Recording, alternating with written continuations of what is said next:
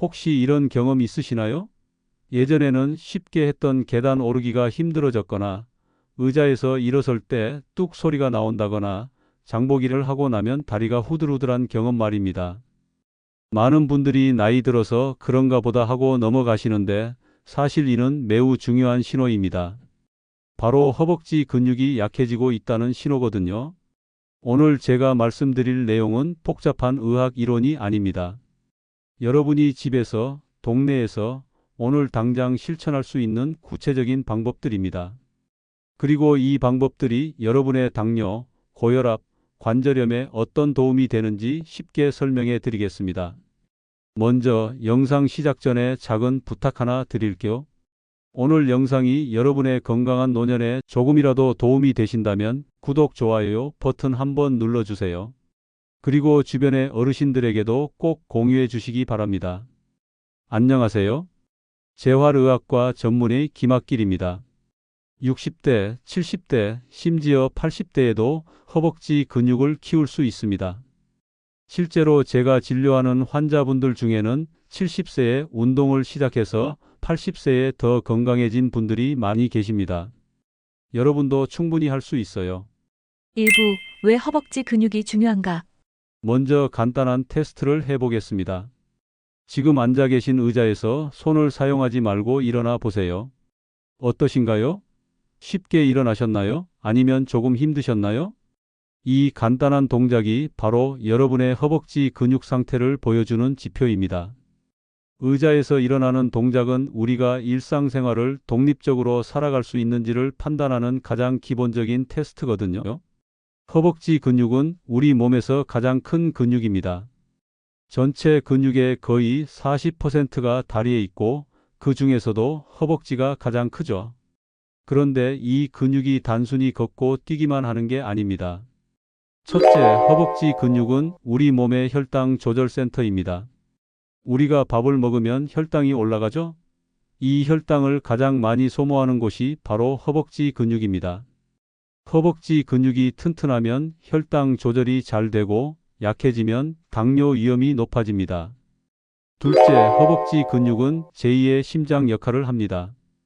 다리 근육이 수축하고 이완하면서 혈액을 심장으로 다시 밀어 올려 주거든요. 이게 약해지면 혈액순환이 나빠지고 심장에 부담이 가중됩니다. 셋째, 무릎과 허리를 보호합니다. 허벅지 근육이 약하면 무릎과 허리가 그 부담을 떠맡게 됩니다. 그래서 허벅지 운동을 하면 무릎 통증, 허리 통증이 좋아지는 경우가 많아요. 실제로 허벅지 둘레가 남성 60cm, 여성 57cm 이상인 분들은 그렇지 않은 분들보다 당뇨병 발생 위험이 40% 낮습니다. 심장병 위험도 50% 가까이 낮아집니다. 2부, 나이 들면서 일어나는 변화. 예전에는 안 그랬는데? 라고 말씀하시는 분들이 많으신데 맞습니다. 30세부터 우리 근육은 매년 조금씩 줄어들기 시작합니다. 하지만 걱정하지 마세요. 이건 자연스러운 현상이에요. 문제는 이를 모르고 방치하는 것입니다. 50대부터는 근육 감소 속도가 빨라집니다. 매년 1, 2%씩 줄어들어요. 그런데 특히 허벅지 근육이 가장 먼저 가장 많이 줄어듭니다. 왜냐하면 일상생활에서 허벅지를 많이 사용하는 동작들을 피하게 되거든요. 예를 들어 젊을 때는 계단을 2계단씩 올라가기도 했는데 나이 들면서 엘리베이터를 찾게 됩니다. 쪼그려 앉아서 하던 일들도 의자에 앉아서 하게 되고요. 이렇게 되면 악순환이 시작됩니다. 근육을 안 쓰니까 더 약해지고 약해지니까 더 안 쓰게 되고 그러면 더 약해지는 거죠. 하지만 좋은 소식이 있습니다. 근육은 몇 살이 되어도 키울 수 있어요. 아이고, 말을 많이 했더니 입이 마르네요.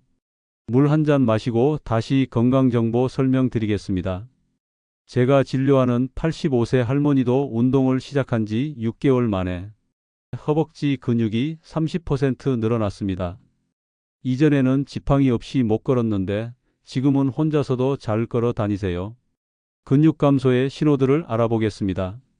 의자에서 일어나기 힘들어졌다. 계단 오르기가 힘들다. 무거운 물건 들기 어렵다. 걸음이 느려졌다. 자주 넘어질 뻔한다. 이런 증상들이 있으시면 허벅지 근육 강화를 시작해야 합니다. 3부 허벅지 근육과 만성질환.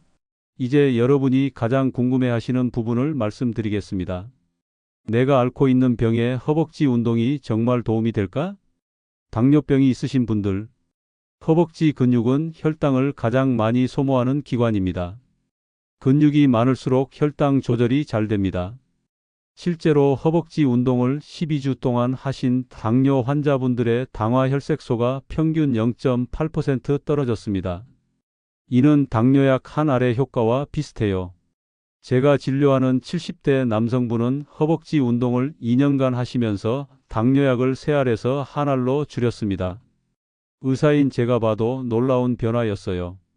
고혈압이 있으신 분들, 허벅지 근육 운동은 혈압을 자연스럽게 낮춰줍니다.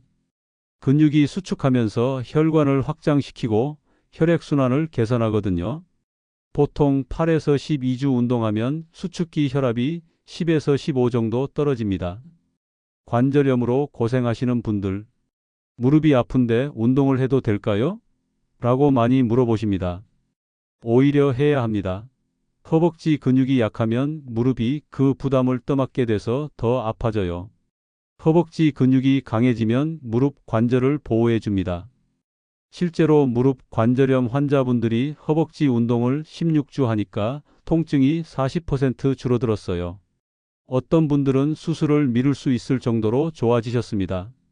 골다공증이 걱정이신 분들, 허벅지 운동은 뼈를 튼튼하게 만듭니다.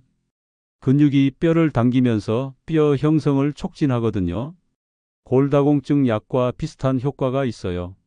가장 중요한 건 이거예요. 허벅지 근육이 튼튼한 분들은 그렇지 않은 분들보다 사망 위험이 41% 낮았습니다. 이는 어떤 약보다도 강력한 효과예요. 4부 집에서 할 수 있는 운동법. 이제 가장 중요한 부분입니다. 여러분이 집에서 안전하게 할 수 있는 허벅지 운동을 알려드리겠습니다. 기본 원칙, 주 2, 3회 하루 걸러 하나씩 하세요. 한 동작당 10회에서 15회, 총 2에서 3세트. 처음에는 적게 시작해서 점차 늘리세요. 아프면 즉시 중단하고 불편하면 강도를 낮추세요. 1단계 초보자용 운동 의자 이용. 의자 앉았다 일어서기. 등받이가 있는 든든한 의자를 준비하세요. 의자 끝에 앉아서 손을 가슴에 모으고 천천히 일어났다가 천천히 앉으세요. 처음에는 5회부터 익숙해지면 15회까지 늘려가세요. 이 운동 하나만 해도 허벅지 앞뒤 근육을 모두 쓸 수 있어요. 텔레비전 보면서도 할 수 있고 별도의 기구도 필요 없습니다. 의자 앉아서 다리 펴기. 의자에 앉아서 한쪽 다리를 천천히 펴세요. 5초간 유지했다가 천천히 내리세요. 좌우 번갈아 가며 각각 10회씩 하세요. 허벅지 앞 근육을 집중적으로 강화할 수 있어요. 2단계 중급자용 운동. 벽 스쿼트.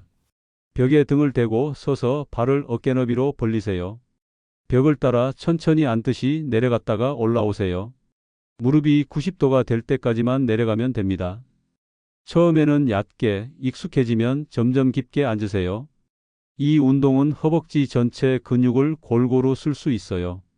계단 오르내리기. 집에 계단이 있으시면 천천히 오르내리기를 반복하세요.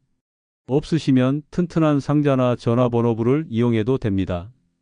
안전을 위해 반드시 난간이나 벽을 잡고 하세요. 3단계 고급자용 운동.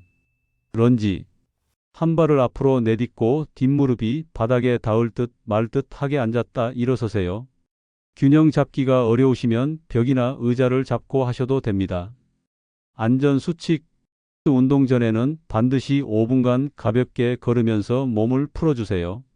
운동 후에는 허벅지 스트레칭을 해주세요. 무릎이나 허리에 통증이 있으면 즉시 중단하세요. 어지럽거나 가슴이 두근거리면 쉬세요. 5부 일상생활 속 실천 방법.